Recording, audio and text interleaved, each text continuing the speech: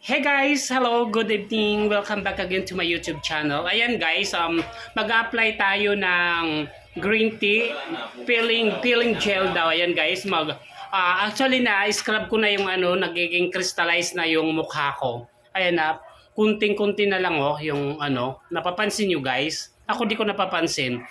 Lalagyan natin ulit ha. Ayan. Ayan na naman Ayan guys, tingnan nyo 'Di ba guys, nagiging pinkish yung mukha ko?